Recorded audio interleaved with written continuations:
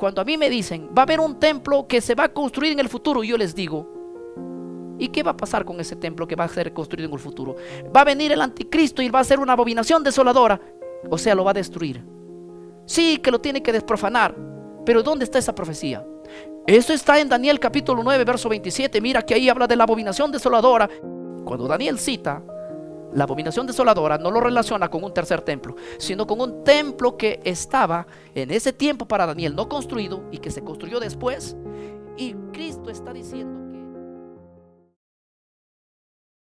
habrá una reconstrucción de un tercer templo.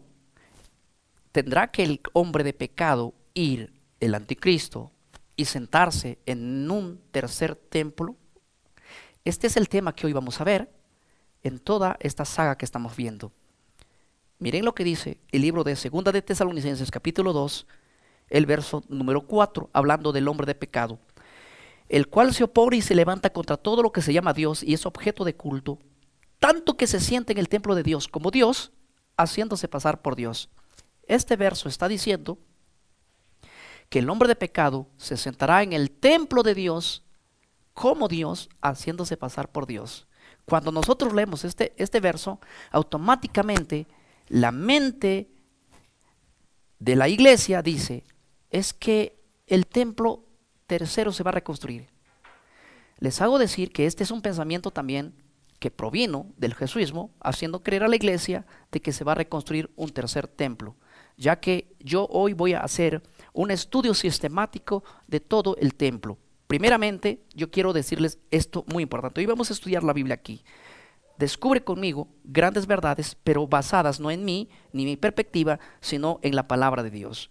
Escuchen bien, vamos a llegar a este verso. Para eso vamos a hacer un descubrimiento bíblico histórico. Histórico porque nos basamos en la postura historicista, no en la dispensacionalista ni en la preterista, sino así como se ha enseñado la Biblia a través de todos los años. Muy bien. Yo quiero hacerles recordar que el lugar de adorar en el tiempo del Génesis, después de la caída del hombre, era en los altares. Se levantaba altares como estos de piedra donde uno iba a adorar a Dios. Ustedes van a ver a Abel levantando un altar, ustedes van a ver a Noé levantando un altar, ustedes van a ver a Abraham levantando un altar. Y así hasta que viene el tiempo de que el pueblo de Israel es sacado de Egipto y llevado al desierto. Allí, por primera vez, Dios selecciona un lugar para que todo el pueblo lo adorase. Éxodo capítulo 25, versículo 8, permítanme leerlo. Éxodo capítulo 25, verso número 8. Dice lo siguiente. Voy a leerlo. Y harán un santuario para mí, y yo habitaré en medio de ellos. La orden de Dios, por primera vez, es levantar un santuario en el desierto, para que a través del santuario Dios se manifieste. Después de la aparición del pueblo de Israel y la salida de Egipto al desierto, el lugar de adorar cambia. Ya no es en el altar, sino en el lugar que Jehová había hecho levantar. Ese tabernáculo fue puesto en medio del campamento de Israel. Cuando Israel pasó a la tierra prometida, ese campamento, o sea, ese santuario fue colocado en Silo y allí estuvo por muchos años hasta que el rey David en su corazón propone construir un templo y allí quiere poner todos los utensilios que habían estado en el santuario. Pero no es sino hasta la llegada de Salomón cuando se construye este templo. Primera de Reyes, el capítulo 6, dice así el verso número 38. El libro de Primera de Reyes, permítanme leer el capítulo 6, el verso número 38. Dice de la siguiente manera. Permítanme leerlo. Y en el 11º año, en el mes de Bul, que es el mes octavo, fue acabada la casa con todas sus dependencias y con todo lo necesario. La edificó pues en 7 años. Esta edificación fue hecho por las manos de Salomón. Y este templo es el primer templo en Jerusalén fijo en la tierra de Jerusalén. Es allí donde todo el pueblo iba a adorar al Señor. Se traslada el templo o el santuario en Silo a Jerusalén, un santuario físico, un templo físico. Este templo fue destruido por el rey Nabucodonosor cuando vino en la deportación para Jerusalén. Este templo quedó por muchos años destruido, por más de 70 años destruido, el cual después de la vuelta de los judíos del regreso de Jerusalén, de Babilonia a Jerusalén, este templo es levantado y dirigido por Zorobabel. El segundo templo es reconstruido de nuevo por orden de Artajerjes, y este es el templo que permanece hasta el siglo I. Cuando Jesús entró al templo, Cristo, un día saliendo, el Señor Jesús, de ese templo, los discípulos le hicieron una pregunta en Mateo 24. El templo que existía en el tiempo de Cristo es ese templo que había sido destruido por el rey de Babilonia y había sido reconstruido por Zorobabel, por los judíos una vez más después de la deportación. Este es el templo que está en el siglo I, del cual un día Cristo sale de ese templo y es cuestionado por sus discípulos de la siguiente manera. En Daniel también se habla de este templo, pero quiero leer primero el libro de Mateo 24, verso 1. Cuando Jesús salía del templo y se iba, se acercaron sus discípulos y le mostraron los edificios del templo. Respondiendo, él les dijo: ¿veis todo esto? De cierto les digo que no quedará piedra sobre piedra que no sea derribada. Esto es un gran acontecimiento. Jesús en el siglo I se pone frente a sus discípulos que le están señalando el templo del presente del siglo I y dice: les aseguro que no va a quedar piedra sobre piedra que no sea derribada de ese templo que había sido reconstruido por Zorobabel después de la deportación de Babilonia. Ese templo que había sido modificado por el rey Herodes, ese es el mismo templo que Jesús está diciendo que va a ser destruido. De hecho, él dijo, hablando de esa destrucción, en Mateo 23, el versículo 37, Jerusalén, Jerusalén, que matas a tus profetas y apedreas a los que te son enviados, cuántas veces quise juntar a tus hijos como la gallina junta a los pollitos debajo de sus alas y no quisiste. Pongan atención: he aquí vuestra casa os dejará desierta, hablando tanto de Jerusalén como del templo. Porque os digo que desde ahora no me veréis hasta el día que diga: bendito el que viene en el nombre del Señor, hablando de una destrucción del templo total y absoluta hasta su regreso, dando así a entender que ese templo de Jerusalén iba a tener una función y que al llegar el Mesías su función había caducado. Vuestra casa os quedará desierta. Este es un verso clave que Jesús dice. Pero ¿en dónde se basó Cristo para decir que el templo que estaba en ese presente en el siglo I iba a ser destruido? ¿Está inventando Jesús esa profecía? Los discípulos le preguntan: Señor, dinos cuándo sucederán estas cosas, refiriéndose a ese acontecimiento. Y Jesús les contesta en el verso 15 del capítulo 24 del libro de Mateo. Le dice: por tanto, cuando veas en el lugar santo la abominación desoladora del que habló el profeta Daniel, el que lea entienda. ¿Saben? Jesús les dijo: cuando ustedes vean la abominación desoladora, hablando de la destrucción del templo, cuando ustedes vean eso, dense cuenta de lo que ya Daniel lo predijo. ¿Y dónde dijo Daniel que habría una abominación desoladora? En ese templo que Jesús está puesto su pie y diciendo: miren estos edificios, no van a quedar piedra sobre piedra. Los discípulos dicen: Señor, dinos cuándo serán estos. Jesús le dice: cuando ustedes vean en el lugar santo la abominación desoladora del cual escribió Daniel en Daniel capítulo 9, verso 24 en adelante, verso 27 para ser exacto. Acuérdense de que esas palabras que dijo Daniel se refiere específicamente a este templo. Según las palabras de Daniel, Daniel está profetizando la destrucción del templo de Jerusalén del siglo I, que estaba en pie en el siglo I, que había sido reconstruido por Zorobabel. En la mente de Daniel no está que esa profecía de Daniel 9:27 se iba a cumplir en un futuro lejano como hoy lo entendemos nosotros. A nosotros nos han hecho creer que cuando Daniel habla de la abominación desoladora, la abominación desoladora es una profecía que se va a cumplir en el futuro. Eso tiene que ver con el jesuismo. Ya les dije que ellos fueron los que interpretaron la Biblia diciendo que todas las profecías están para el futuro. Pero no, Jesús cuando dijo que la abominación desoladora, y citó al profeta Daniel, él no se estaba refiriendo a un templo que se va a construir en el 2027, 28, 30, no. Jesús estaba diciendo que esa destrucción iba a ser inminente, que la profecía de Daniel capítulo 9 se iba a cumplir sobre ese templo donde los discípulos le interrogaron a Cristo. Así que en la mente de Cristo y en la mente de Daniel, la profecía de la abominación desoladora se cumpliría en el siglo I, en la destrucción de ese templo, no en un futuro templo. Cuando a mí me dicen, va a haber un templo que se va a construir en el futuro, yo les digo, ¿y qué va a pasar con ese templo que va a ser construido en el futuro? Va a venir el anticristo y va a ser una abominación desoladora, o sea, lo va a destruir. Sí, que lo tiene que desprofanar, pero ¿dónde está esa profecía? Eso está en Daniel capítulo 9, verso 27. Mira que ahí habla de la abominación desoladora, que va a venir un hombre y y va a ser la abominación desoladora. Un problema, un pequeño detalle. Cuando Daniel cita la abominación desoladora, no lo relaciona con un tercer templo, sino con un templo que estaba en ese tiempo para Daniel no construido y que se construyó después. Y Cristo está diciendo que esa profecía se está cumpliendo en sus días de él, en ese templo que estaba ya en el siglo I. Y esa profecía se cumplió exactamente en el año 70.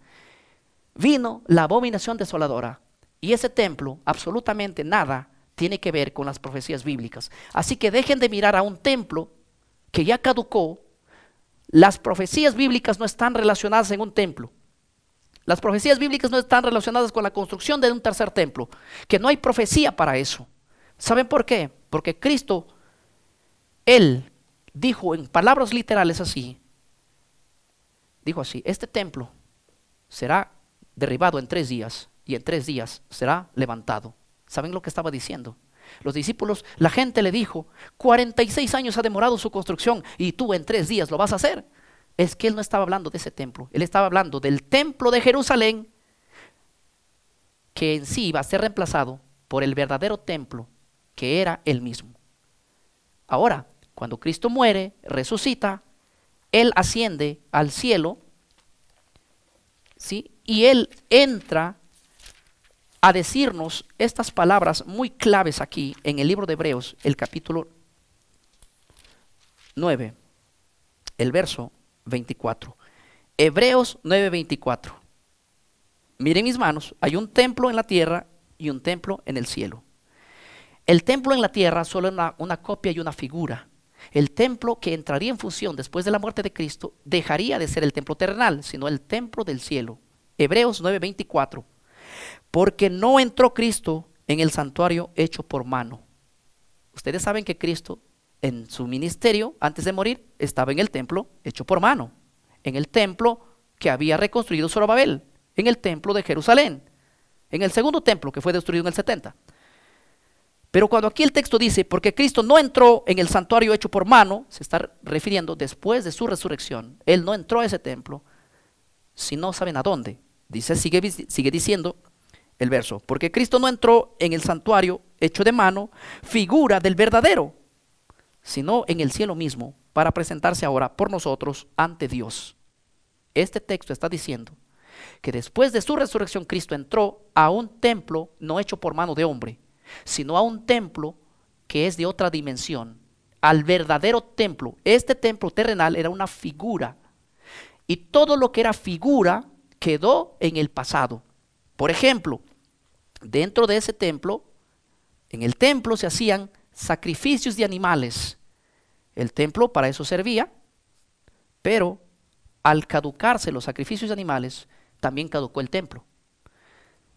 También se hacía 3 fiestas solemnes en ese templo, en el lugar. Cada uno tenía una fiesta, cada uno en una fiesta que se entraba en el atrio, otra en el lugar santo y otra en el lugar santísimo. No hablaremos de esto en esta ocasión, pero todo ello. El ministerio sacerdotal levítico también tenía su función allí. El ministerio sacerdotal arónico tenía su función allí. En Hebreos capítulo 7, cuando leemos todo el capítulo 7 del libro de Hebreos, dice que el ministerio sacerdotal hoy no es el de Leví, sino es el de Melquisedec. El de Leví era terrenal, el de Melquisedec es en el templo celestial. En el ministerio de los hijos de Aarón era en un templo físico terrenal con sangre de animales. Cristo es el sumo sacerdote ahora, según el orden de Melquisedec. Por lo tanto, el ministerio sacerdotal arónico ha caducado, sencillamente no existe. Al no existir ni el ministerio sacerdotal arónico, ni las ofrendas, ni tampoco el templo, porque todas estas cosas eran sombras. La sangre era sombra de Cristo, el templo terrenal era sombra de Cristo, el ministerio sacerdotal arónico era una sombra de Cristo. Al venir Cristo, Él es el sumo sacerdote. Él se presenta con su sangre, con la verdadera, no con ofrendas de macho cabrío. Él es el sumo sacerdote. Por lo tanto, todo, la sombra, ha quedado desaparecido. Entonces, ¿qué nos interesa que hoy los judíos quieran reconstruir un tercer templo? Bueno, porque ellos no creen en el Mesías, no creen que Cristo anuló nada. Por lo tanto, ellos quieren construir su tercer templo. Pero ¿qué hace la iglesia allí apoyando en eso? Si la profecía hoy dice que ese templo ha caducado. Si hoy, en este tiempo, el verdadero templo está en el cielo. La Biblia nos habla en varios versículos que en el cielo hay un templo. Permítanme probarlos de alguna manera con algunos textos bíblicos para que ustedes vean. Voy a usar solamente 3. Apocalipsis 16, el verso 17. O quizás use solamente 1 por el motivo del tiempo, pero que ustedes van a poder leerlo, los textos que les voy a decir. Pueden apuntar Apocalipsis 16, 17, Apocalipsis 15, 5, Apocalipsis 14, 17. Todos esos versos nos hablan que en el cielo hay un templo, y ese templo no fue construido ni por Artajerjes, no por Zorobabel, no por Salomón, ni por nadie. Es un templo que Dios mismo lo ha hecho, en el cual hoy Él es el sumo sacerdote. Y ese es el templo que está en función, no el terrenal. Por lo tanto, no tiene sentido levantar un templo caducado cuando hay un verdadero sumo sacerdote. No tiene sentido levantar el ministerio sacerdotal levítico, arónico, cuando el verdadero sumo sacerdote hoy tiene la función. No podemos quitarle a Cristo su función para ponerle a la sombra su función. 16 del libro de Apocalipsis, el verso 17 dice de la siguiente manera: el séptimo ángel derramó su copa por el aire y salió una gran voz del templo de Dios que está en el cielo. Ustedes van a leer el libro de Apocalipsis 15:5, Apocalipsis 14:17, hablando que hay un templo en el cielo. Y ese es el templo que está en función, no el templo terrenal. Ese ya caducó. Así que dejen de apoyar a una futura reconstrucción. Pastor, pero si el templo terrenal no se va a volver a levantar, ¿dónde se va a sentar el hombre de pecado, el hijo de perdición? Ya que el texto de segunda de Tesalonicenses dice en el capítulo 2 que el hombre de pecado se tiene que sentar en el templo de Dios. Es muy fácil la respuesta. Si el templo terrenal caducó en la muerte de Cristo, ¿a qué le viene a llamar Pablo el templo de Dios? Tenemos que analizar. Voy a usar la Biblia Reina Valera para que les sea más familiar. Voy a ir al texto de Primera de Corintios. Primera de Corintios, vamos a analizar este verso. Acompáñenme allí en sus Biblias para que ustedes vean que Pablo, después de la muerte de Cristo, le llama templo, ya no al templo de Jerusalén. Primera de Corintios, el capítulo 3, el verso número 16. ¿No sabéis que sois templo de Dios y que el Espíritu de Dios mora en vosotros? Si alguno destruye el templo de Dios, Dios lo destruirá a él, porque el templo de Dios, el cual sois vosotros, es santo. Pablo dice que el templo de Dios en la tierra, en ninguna parte va a mencionar que el templo de Dios en la tierra es el templo de Jerusalén, ya que Cristo pronunció sobre ese templo que iba a ser destruido y que Él, después de su resurrección, ya no le da función a ese templo, sino al verdadero. Ya no con la sombra, sino con la realidad. Y Pablo dice que en la tierra hay un templo y menciona que el templo es la iglesia. En el capítulo 3 que estamos leyendo, vamos a ir al verso número 17 del capítulo 3 de Primera de Corintios.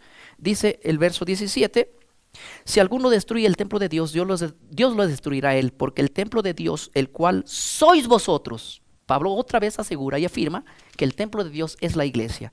En el capítulo de 1 Corintios 6, dice así el verso 19: ¿acaso ignoran que vuestro cuerpo es el templo del Espíritu Santo, el cual tenéis de Dios, el cual no es vuestro? porque habéis sido comprado por precio, por tanto glorificad a Dios en vuestro cuerpo.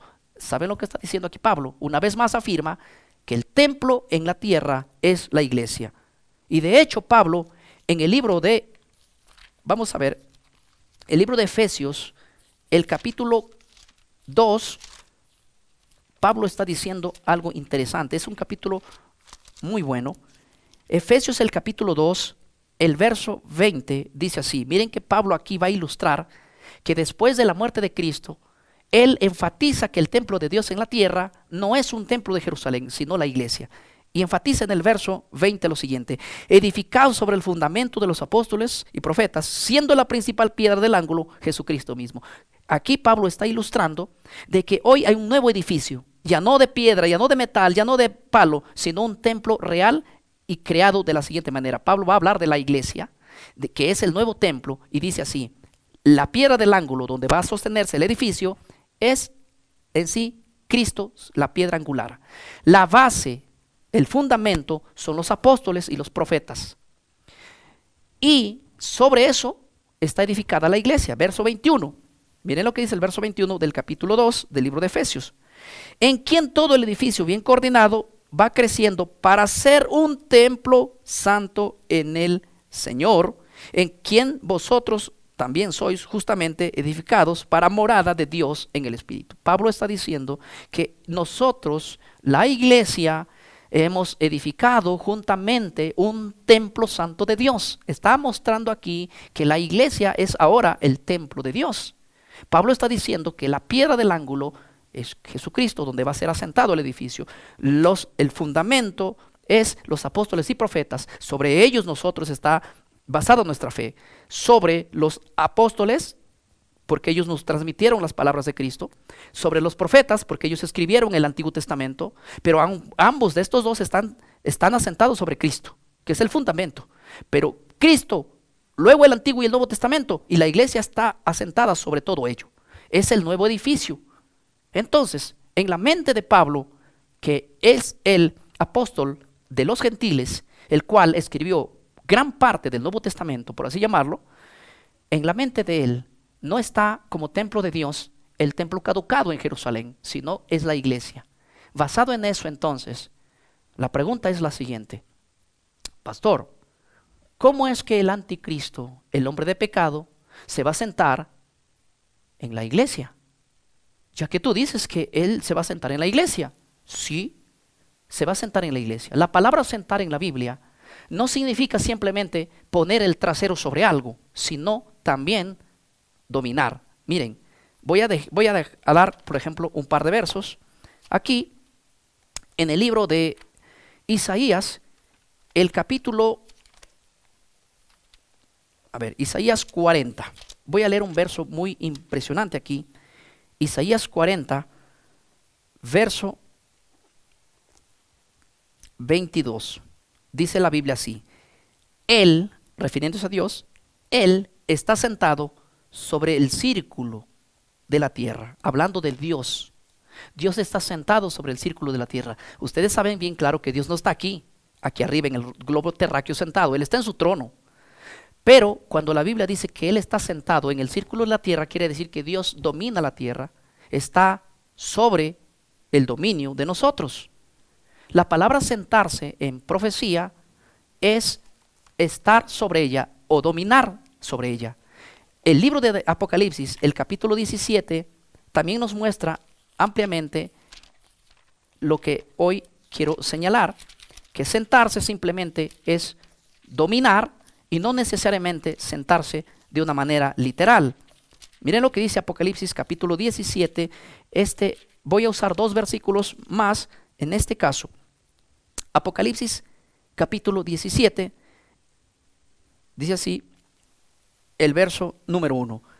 Vino entonces uno de los 7 ángeles que tenía las 7 copas y habló conmigo diciendo: ven acá y te mostraré la sentencia de la gran ramera, la que está sentada sobre muchas aguas, Ustedes están hablando aquí de una mujer que está sentada sobre muchas aguas.